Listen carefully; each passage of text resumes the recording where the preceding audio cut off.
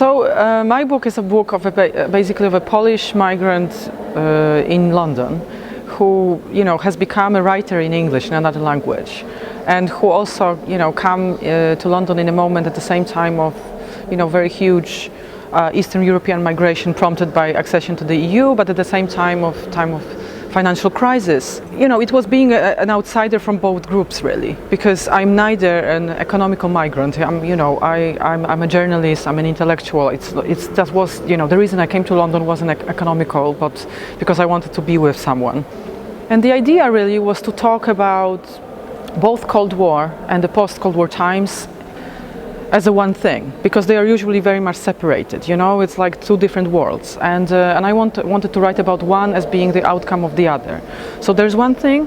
Another thing was to write about it internationally, not from the one perspective of one country, but as it were, to drag together the countries from the dissolved, Soviet bloc together and develop some kind of idea of internationalism again.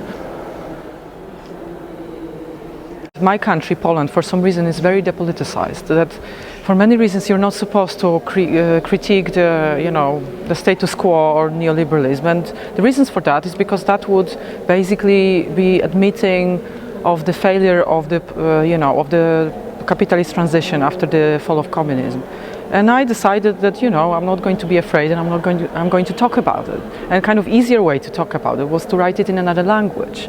In Poland, especially being a young woman, you're not being heard enough. You're not being like an old guy, from with a beard.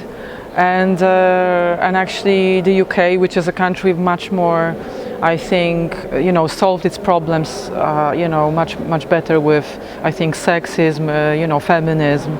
Women can feel much more free.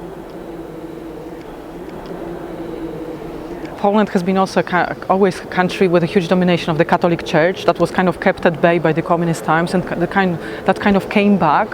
And currently, basically, Catholicism is controlling, almost all of our civil rights.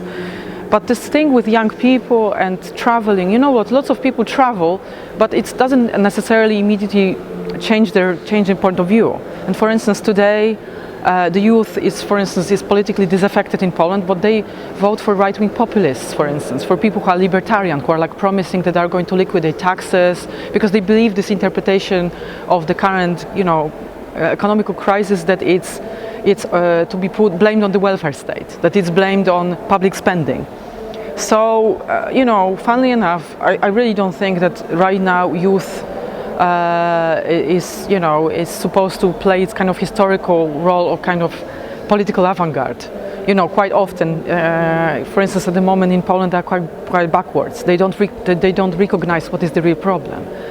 And I think that there is also quite a lot of, because of situation hasn't changed for such a long time, that there is quite a lot of sheer indifference towards politics. That people don't believe that you can change anything by politics and by voting, for instance. That's a great tragedy. Just like a few days ago, 20% in presidential election got a guy who is a right-wing populist, and that the bigger vote he got among young people. The biggest problem is that after the fall of communism, kind of identification of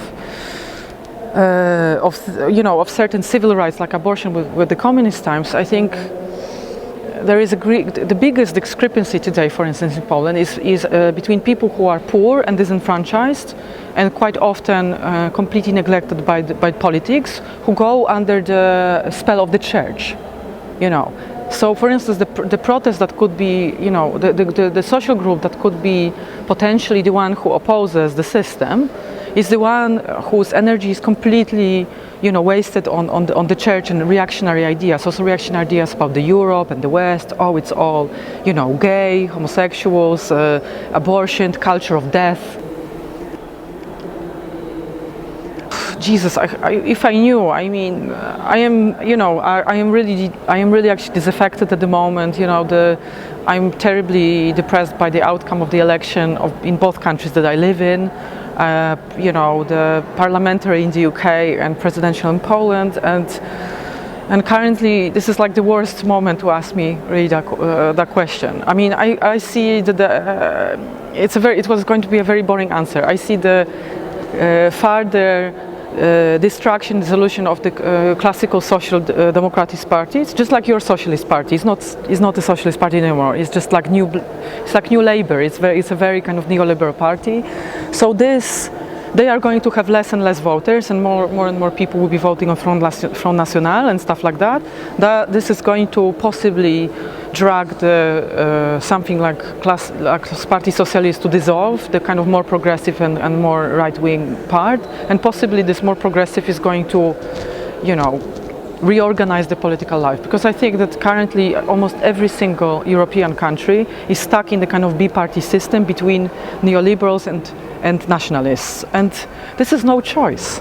We can't project any political change if we are, dealing with this kind of this is not a real choice. So, unfortunately, I think we are going to face like a decade of complete regress.